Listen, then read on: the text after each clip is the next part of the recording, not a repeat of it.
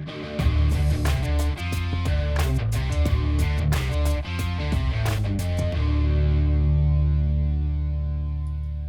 guys, today I have Flint Anderson on of Old Man Energy, and we are going to talk about what it means to have old man energy, what it means to go through some of the most challenging programs in your life, and that you guys can change the direction of your life at any time that you want. Right. So, with that being said, Flint, please introduce yourself better than what I did, and tell us about Old Man Energy, and let's actually kick off with something we've both done, 75 Hard. All right, that works. Hey, well, John, thank you for having me on here today. And as my shirt says and the intro says, I am Old Man Energy. Host the Old Man Energy podcast, and that is my legacy to leave behind to young men today that are coming up, want to be good dads, husbands, fathers, and leaders, and to men my age that they're having a shift in life where they're going from being full-time dads of young children to dads of adult children, which is a radically different mindset. So we were talking offline a little bit about 75 Hard and where Old Man Energy came from. I didn't start out doing 75 Hard for any other reason other than I wanted to do something for myself. And I'd been a dad of 7 children for so long, they started aging out. I had a little more free time. I wanted to do something challenging, something for myself that I'd never done before. And so I told my wife, I said, well, I think I'm going to do 75 Hard. And this is right after Frisella started it. It was like he started it in February, March. I'd started on Memorial Day. Oh, nice. And I'm telling you, I was the least likely candidate for success. 60 pounds overweight. I woke up Memorial Day morning hungover. At 11 o'clock in the morning and put my shorts on and my shoes and went and walked around the campground, and I was miserable. My lovely bride was not convinced that I was going to finish 75 Hard. Do you think that helped you or hurt you? Looking back on it, I don't know, because the one thing that I've come to realize is our spouses, they're not negative on purpose. They just don't like watching us fail. Yeah. And typical guys, we have a lot of harebrained ideas that we run out after. We're going to do something and then we fall on our face, and they're the ones that got to pick up the pieces. So after a while, I think they just say no out of self-defense. You don't want to watch the love of your life continuously bash his head into the wall and be like, the door's 2 feet to your left. Stupid. It's funny you say that. It's funny you say that. Sorry to interrupt, but my wife, if I ever get hurt in front of her, and I mean this, if you ever want to see my wife piss herself, if I hurt myself in front of her, she can't control it. She will laugh uncontrollably. That being said, me and my wife have an amazing relationship. It's just one of those oddities.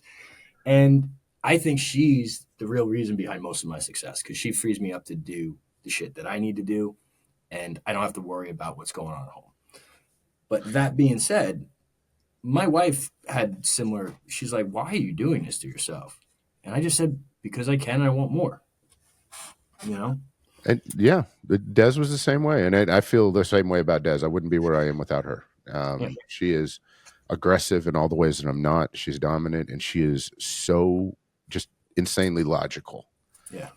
She has more common sense in her little finger than I've ever had in my entire life, which kind of pisses me off sometimes, but that's okay, because I should listen to her sometimes a little more than I do.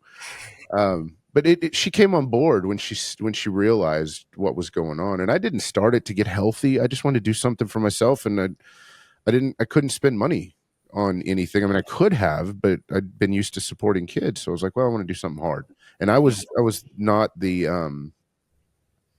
was not the poster child for health when I was growing up, and I wasn't the athlete. I was the band nerd, and I checked all the boxes for being the poor kid, getting bullied, getting picked on. So doing a physical challenge, which for me, the mental part on 75 Hard was not hard. It was the physical part, was something that was incredible. A couple months in, I came off of, when I started, I was on 16 pills a day and 3 shots a week. Oh, wow. Had rheumatoid arthritis, had a flare-up previously to that. It was really bad. So I couldn't do what I thought was heavy, intense exercise. By the end of the first round of 75 Hard, I was off almost all that medication. And that's a story that I'll tell, or it's not a secret. I mean, I'll tell it. It just Yeah. really doesn't fit too well with this. But suffice to say, she believed me finally Yeah. when my mom was coming to visit, and her flight kept being delayed and kept being delayed. So my mom finally came in about 3 in the morning, and I hadn't done my second workout yet. Got mom home, got her settled, and said, "Okay, well, I'm going to do this." Des roused up a little bit, said, "Okay, be careful," and went and walked. And she told me afterwards, she said, "That's when I realized you were going to finish." Yeah. And she never tried to hold me back, but she made sure that she knew that she didn't think I was going to finish at first until that day, and then she supported me till the end and has ever since. So That's awesome. That's awesome. I can tell you that, at least for me, I didn't realize that I had some potential generational curses. One is alcoholism that runs in the family, right? Doing 75 hard, the first time I went through it, and I've done it every year since it came out. mhm. First time I went through it, at the end of it, I'm like, I haven't had a drink in 75 days. I said, when was the last time in my life since I was, and I shit you not, since I was maybe 15 or 16 years old, because I was not a good kid. Mhm. Okay. I was the opposite of what you said you were in high school. I was legitimately the opposite. The asshole athlete, just cocky, like just, I'm embarrassed of it. You're the guy that would have picked on me in school. I was actually not a bully. Gotcha. I was not a bully. I didn't like it. I still don't like that shit today. But the reality is, I didn't realize how much I drank, because it's socially acceptable. Of course. It's not like you see somebody shooting heroin on the side. That's not socially acceptable, right? So people know they have a problem when they get down that rabbit hole. But the guys that drink 2, 3, 4 times a week or just on the weekends, sometimes they don't know that it's a problem. Yeah, that's very true. You know? So tell me, what were some of the biggest things that you got, and how often do you do 75 hard every year? I did it every year for a long time. I have not done it this year. Okay. Not for any other reason other than at the beginning of the year, I was doing the workout regimen. It just didn't Mhm. qualify as 75 hard. I did have a drink every now and again, and I was doing my workouts back to back because of the scheduling I was doing for my businesses. Yeah. That's another story. We lost at the end of the year. I lost 2/3 of a multi-million-dollar business, and then managed to lose the rest of it at the beginning of the year. So my priorities shifted just a little bit to rebuild that empire there.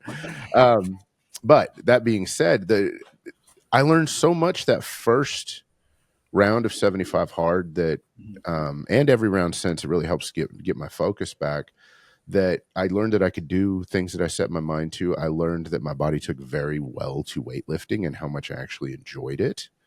I learned about perseverance, and I learned about not taking shit from people. I'd never been able in my life to walk into a room and look every man in that room in the eye and not be intimidated. Now, I probably deserved that more, but I was raised in a single mom household. My dad was absentee until late in my teen years. So I didn't really have that interaction with other guys. It was always weird to me until 75 hard Yeah. that I was accepted into the guys club. I was like, well, okay, I don't really fit here. I'm not sure how this works. After 75 hard, I never had an issue with that. Yeah. The other major challenge with 75 hard is when I completed Live Hard. I started phase 3 of Live Hard March 17th of 2020. Yeah. They locked the world down 2 or 3 days into it. That was interesting. I was gonna say that's hard to meet people. Hard to introduce yourself. I knew every gas station attendant for 10 miles of my house. Why is it? He's not getting gas? What is he doing here? What is this guy doing? Why is he picking up the parking lot? What is this guy doing? Oh, that's So awesome. met a lot of my neighbors because they were outside talking. But yeah, that was interesting. But by that time, and it really started out as a physical challenge for me, and it ended up being mindset. Yeah. By that time, I knew I was going to finish before I started phase 3. It did not matter what happened. But one thing Frisella talks about in 75 hard is he sometimes goes on the mantra, it's always day one. It's 75 days one. Yeah. And it's his program. I'm not second guessing his program, but the mindset for me is different because your mindset on day 74 is radically different than day one. Yes. Day one, you could start over again tomorrow or the next day. Day 74, my leg could be broken. I could have the flu. and be called into work, and I'm still gonna finish. Yeah. I have 2 days left. Yeah. So day 74 for me was a radical mindset. So every time I want to get something done or I'm having trouble or I'm struggling, I'm like, well, it's day 74. I need to get this done. Doesn't matter how tired I am. Do you ever get the depression after it? I don't know if Uh, it's depression, it's something missing. yes. It's Yes. something missing, which is why I structured this year to be the way it is so that I wanted my realization after doing it 4 or 5 times is I got really, really good. And I'm going to apologize if I swear too much. It's all right. You I can curse got all you want. really fucking good at checking boxes. Yeah. Well, Well, I read every day. Yeah, I drink a gallon of water. I thought I yeah. already did that shit. It was the consistency and it was the discipline. And I was like, man, after I finished that last year, I was not depressed. I was pissed Yeah. because I was like, I'm right back to eating like crap and I'm not exercising twice a day and this and that. I want this to be a lifestyle. Yep.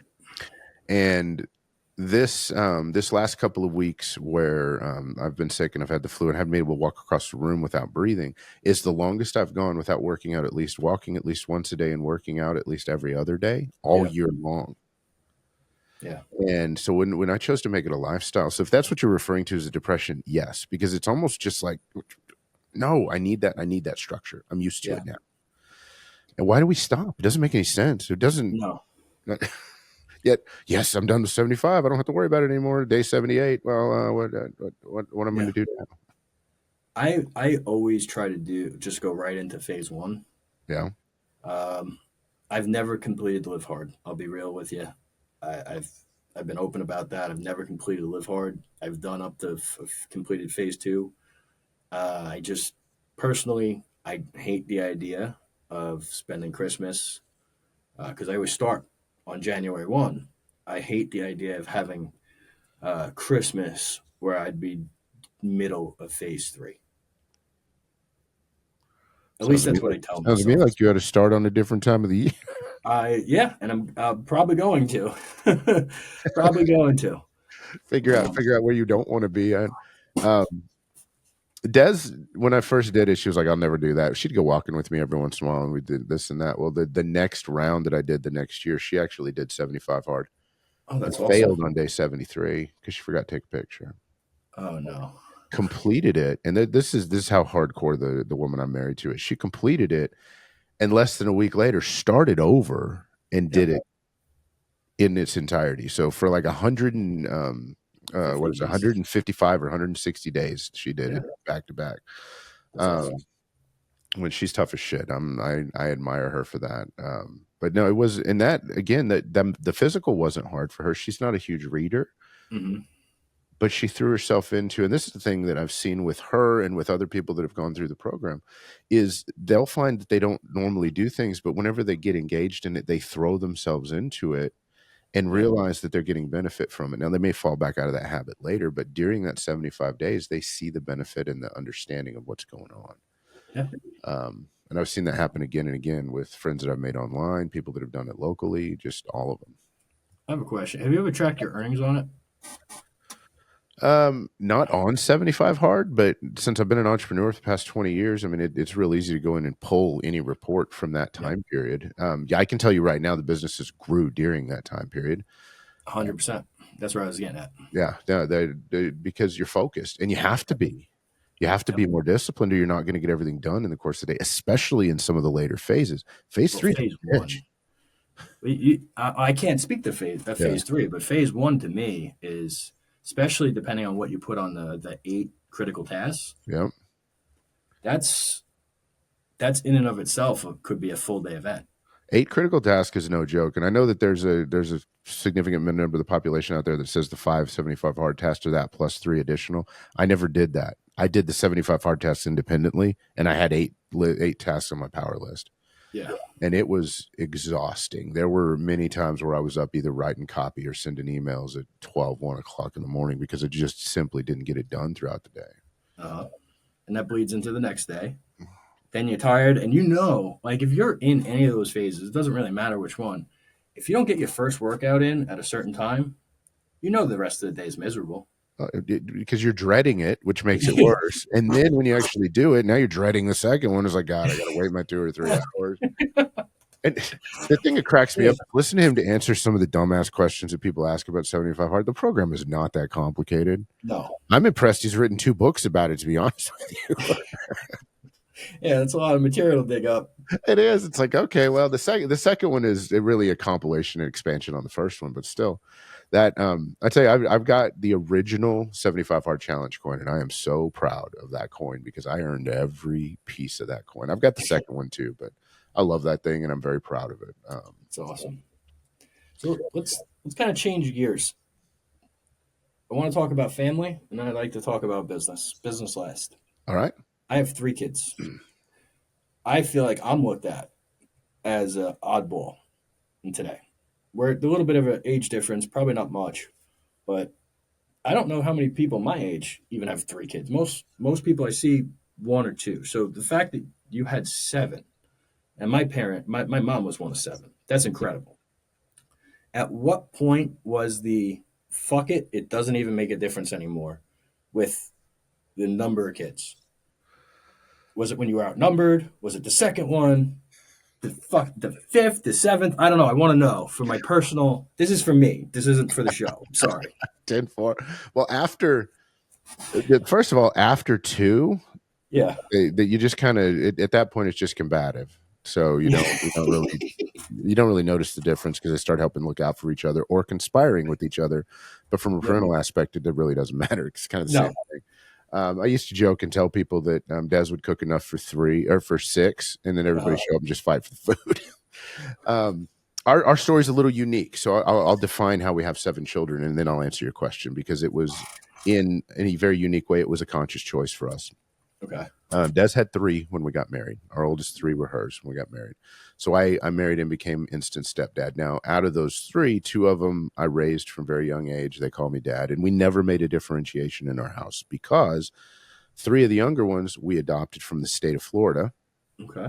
And the 7th one, he was one of our son's friends who was going to be sent to a boys' home because of family situations. He wasn't a bad kid. There was just nobody that could take him at the time. So when he came to us at 13 years old. So that's where the 7 come from. Now, I love the way you asked the question. At what point did he reach fuck it? It doesn't matter how many kids. When we adopted Haley and Gary, Ashton wasn't born yet. Those are our youngest. Mm-hmm.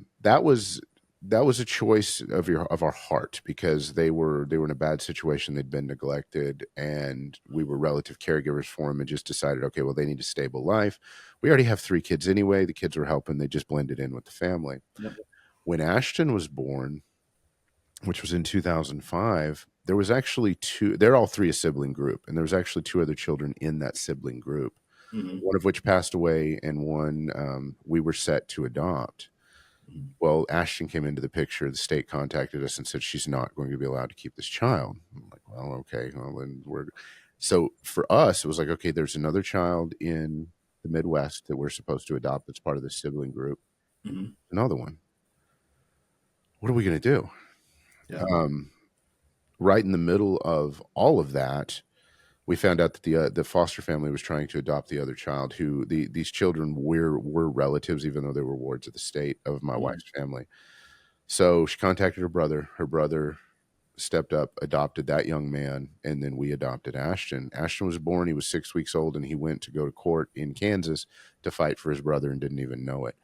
So there was a conscious choice, and Des and I sat down and looked at it and said, okay, if we're going to do this, is it going to affect our lives from the next 18 years?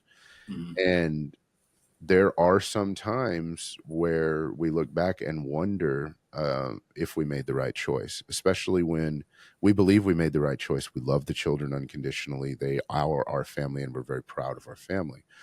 But even when you adopt and you consciously make the choice, you run through those same choices as you do whenever you have children. It's like, man, am I really the best dad for these kids? Am I really the best leader for these children?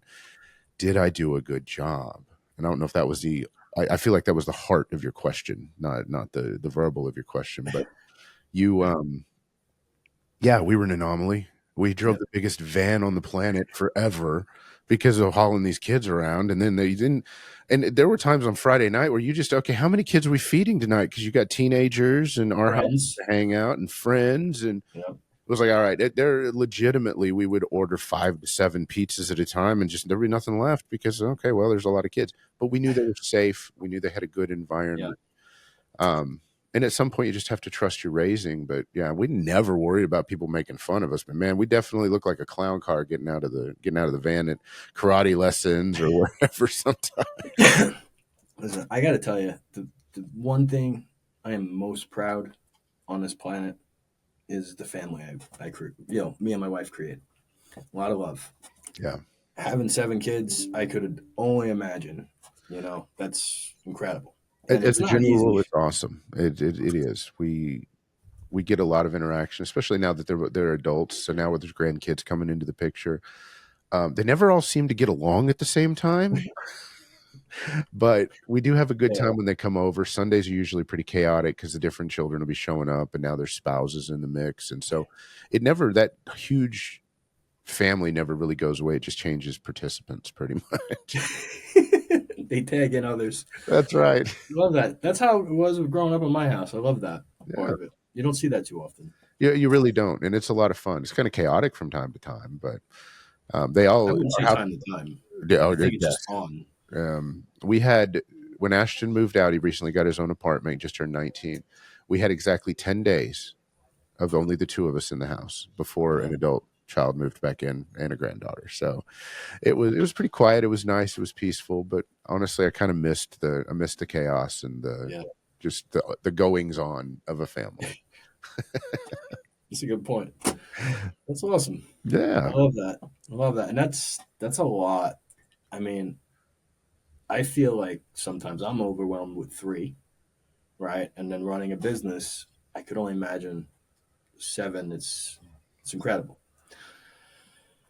Give you a lot of credit for I appreciate that. And then just yeah. for the record, I was never not overwhelmed. Because there was never enough time to do everything, and there was always something that needed to be done. But Yeah. being a full time entrepreneur, I was able to be there for the football games. I was able to be there Yeah. for the band competitions. I was able to be there for the ROTC competitions, and Mhm. that mattered. It made the exhaustion worth it. Absolutely. So tell me about business. What do you do? Business to me is freedom. I Yeah.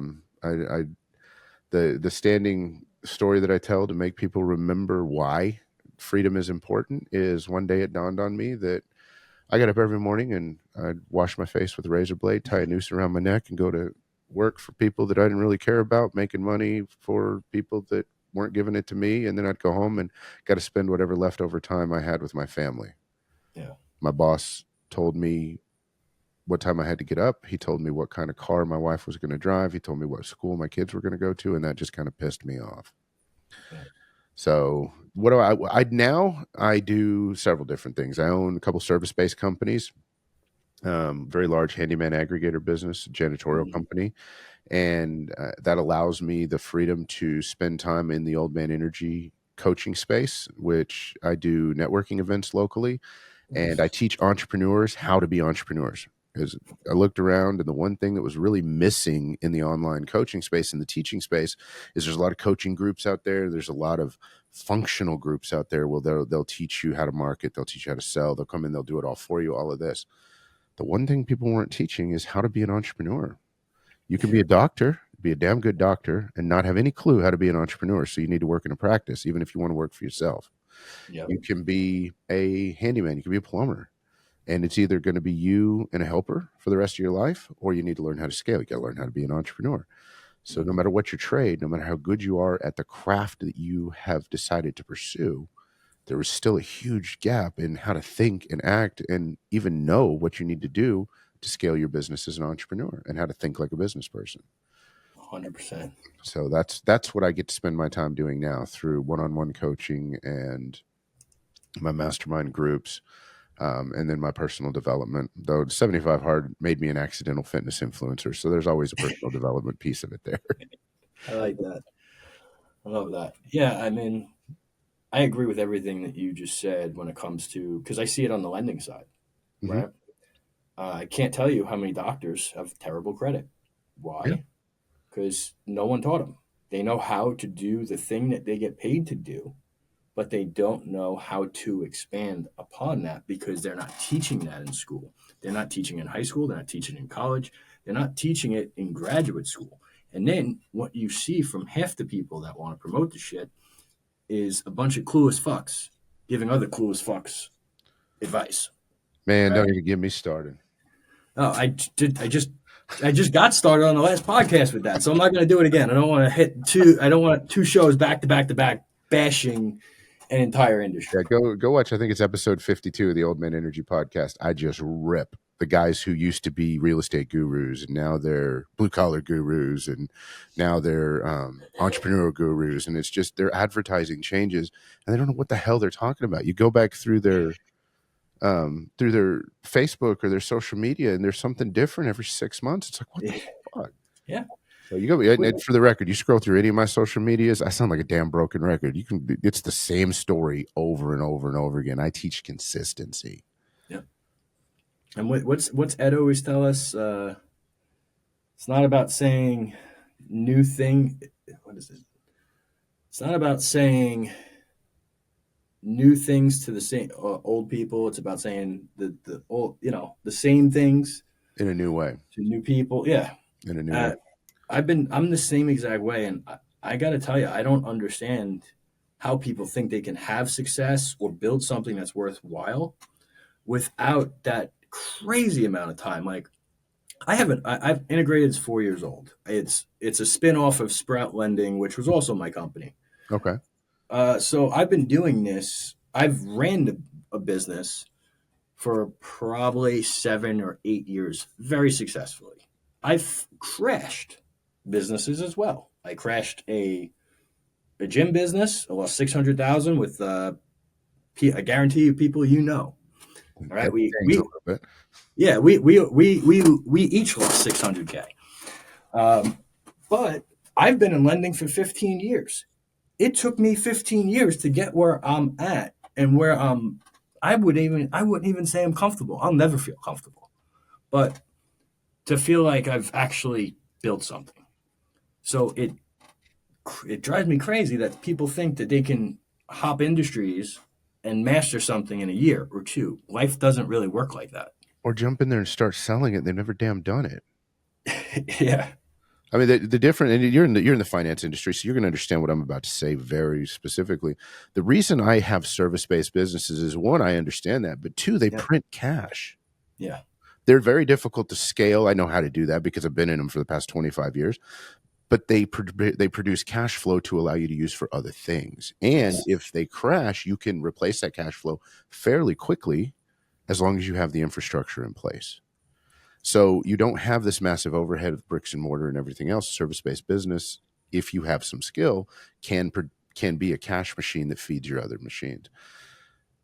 But unless you know how to do that, you can't teach people how to do that. You can't go from the finance industry. And I mean no insult, but you can't go from the finance industry and start being a handyman unless you know how to fix shit. Yeah. I don't want to say what I was about to say, but let's just put it this way. I want to hear it. So there's a better likelihood of my wife fixing something. Okay, I'll like the cars I can work on. Okay, but the shit around the house, I never took any interest in that. I don't care. I always like the business aspect, and I'm not particularly handy. My wife comes from a family of GCs. You know, she could rebuild shit that I couldn't even take apart. Yeah, you know, half the battle's admitting that. Yeah. We have a handyman, a husband special,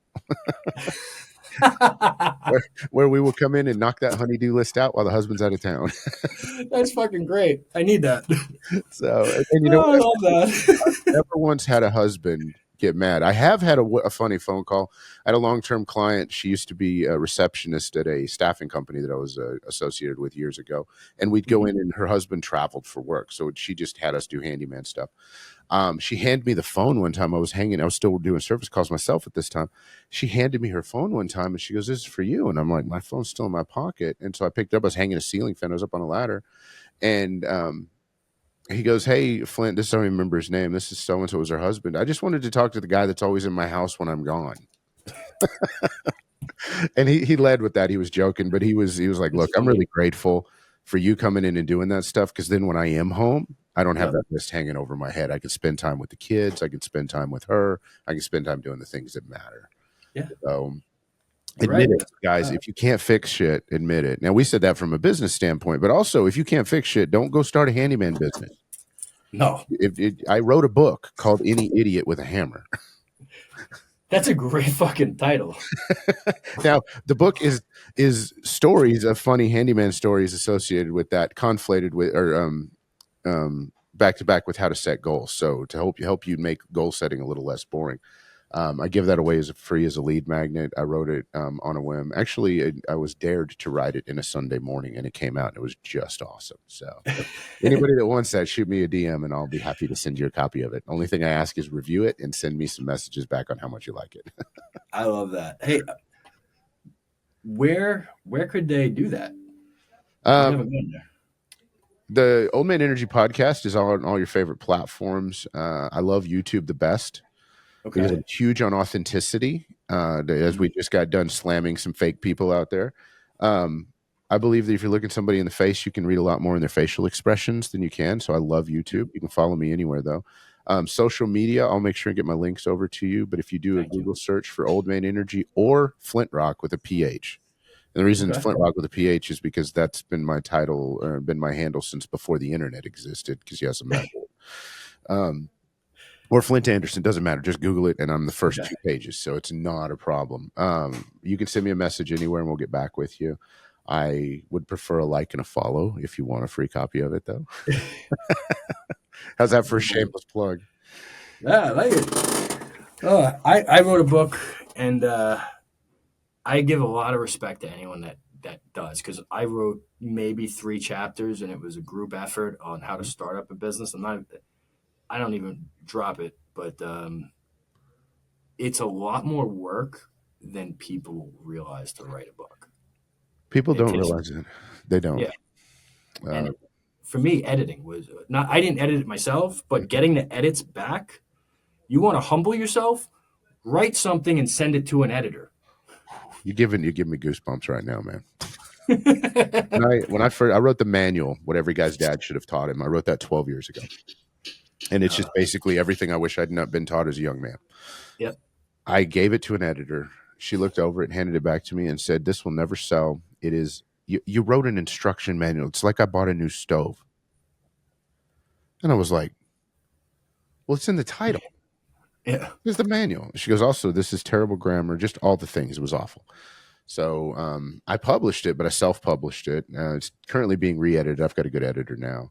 But yeah, you gotta, you want to blow to your ego, write something and send it to somebody. You'll get it back like the worst English teacher you ever hated. Yeah. And it's nothing's kind. Like, I can handle constructive criticism. This was not that. Yeah, it was just ripping you and blasting you. Yeah. That's so funny, man. Yeah. Now I I do love have, it. and I will. This goes into your business question. We are releasing Beyond the Handshake: Mastering the Art of Power Networking. That is coming out next week. That's my most recent book.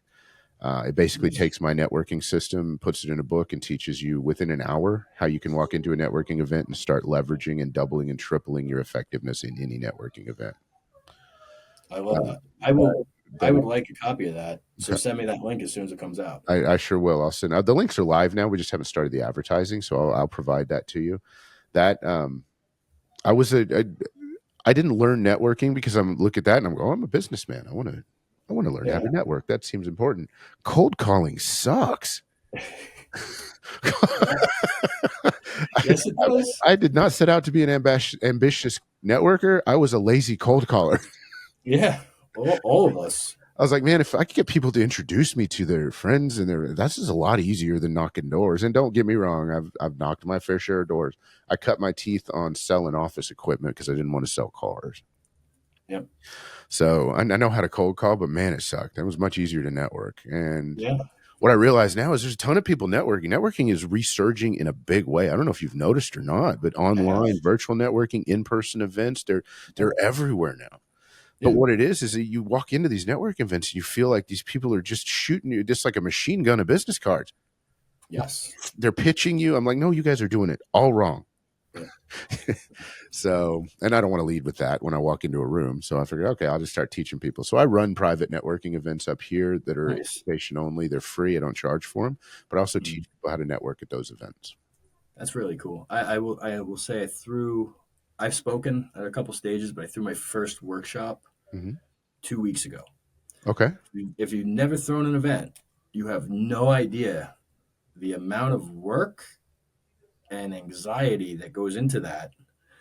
And shit always goes wrong. Always. Pure chaos. Yes, absolutely. So that was a true eye opening learning experience of here's how you throw an event. And by the way, here's what not to fucking do. How did the event turn out? It the event hit its goal in the fact that the people that were there, we made the impact we wanted to. The marketing and the things leading up to the event was more chaotic than the event itself. So I realized and I learned a lot, and my setup was wrong. And I have it fixed, and I'll be running that event again in January. Basically, what I did was I know you know Alex Hermosi, right? So Yeah. love what he does. I went to one of his workshops, and I'm like, how could I use this for lending? And so I started a 1 day workshop where entrepreneurs come in, we build their business credit. It costs half of what it normally costs. And then we do a one on one strategy session and we look at all their business, their goals. We break it down and we show them the path forward. And we explain where they have to improve when it comes to getting certain financial instruments, like let's say an SBA loan or a line of credit or equipment financing, and how to use those programs to your advantage to get maximum tax savings and any other benefit that would come from that. And so we put that together. It was great. But the lead up to it was I don't know what I was thinking looking back at how I did it. I just ran a couple Facebook ads. Well, I have a list of probably 150,000 people that I could have been emailing that are very familiar with me and my brand. And and then I did it in a time like the next couple months, or not really a time you want to be trying to throw in person events. You're competing with the holidays, you're competing Oh with yeah. the election. And so I got that event in and done right before. And that's why I said, all right, we're going to do the next one in January and we're going to do it and we're going to improve here, here, and here. But here's the thing. If I never threw the first event, I don't know what I would have got right, what I would have got wrong. And I don't know, I don't have a path to fix it. And so as an entrepreneur, you have to try multiple things and you need to expect to fail a couple times at least, or make a couple of mistakes before you actually get it right. Yeah. So that was a Yeah. great learning lesson. Get out there and fuck some shit up. Oh, I'm great at that. That's my That's specialty. that's how I learned everything I know. It was not from being naturally talented at much except for being able to sell. Other than that, it was from doing it wrong as many ways as possible before I figured out how to do it correctly. Dude, I love that. So Spoken like a real entrepreneur that's actually done it. that's it, man. I can't do anything else at this point. It isn't in me. And you know No. what? Even at this stage of the game, and I don't know, you've been doing this a long time, not quite as long as I have, but you've been doing it a long time. Even at this stage of the game, there's still days where you wake up and you're just like, God, Mm-hmm. everything's falling apart. I'm a failure. It would be so much easier just to wake up, put in my 8 hours, go home, and not worry about anything. It's crazy. I haven't had a day job since 2004, Yeah. April 14th at 10:15 in the morning to be exact. But that's beside the point. But even still, sometimes you're exhausted and it's just like, man, it Yeah. would be so much easier. And you know what, it would, but that's why it's so important to have a reason why you're building what you're building and why you're Yeah. running after what you're running. You and I obviously are huge on family and we did it and are doing it for our family. Mm-hmm. But to get something to get excited about that goes beyond motivation and gets you out of bed and will make you do that extra work at 11:30, 12 o'clock at night when you've been up since 4 in the morning. That's the real key more than anything else. And if your audience can take away one thing from my piece of advice, is have your dream turned into a task, turned into a goal. Know how to do that, because if you don't, then when you can't see everything for the clouds or all the bullshit that's in your face, you won't know where you're going. My light calls him his standards. He does the same stuff every day because he knows it's going to work. Even if he can't see the end right then, he knows if he does the things every day that need to be done, he'll be fine. Motivation has nothing to do with it. I love it. I love it. Well, thank you so much, Flint, for coming on. You dropped a ton of value. I would like all the links so I can get these on the show. I'll get them all over to you. Thank you. And if there's anything I can ever do for you, please reach out. I will. Our connection has been brief before this. I know I just applied to be on here, but I'm going to look to connect with you again, because I think we can offer some real value to each other, especially coming at entrepreneurship from opposite sides of the spectrum. I put businesses in place to print cash. You look at ways to get businesses loans and credit. And I haven't taken one out for any of my businesses. I made them fund all themselves. Nice. So it's, I think we can have a really interesting offline conversation about that. And I agree. There's some people that I want to introduce you to as well. So, okay. Appreciate that. Awesome. I will get that information over to you. Thank you for having me on. I appreciate it. And if anybody has any questions, shoot me a DM. Let me know. I'll be happy to answer any of them. I'm an open book. 100% transparent, and that's one of my core values. So I love that. You can't catch me in a gotcha. You can try, but I'll answer you honestly. They're always pretty. Sometimes it's kind of ugly, but I'll tell you the truth. Yeah, me too. All right, guys. Follow Flint. This was great. Thank you, Flint. Hey, thanks, John.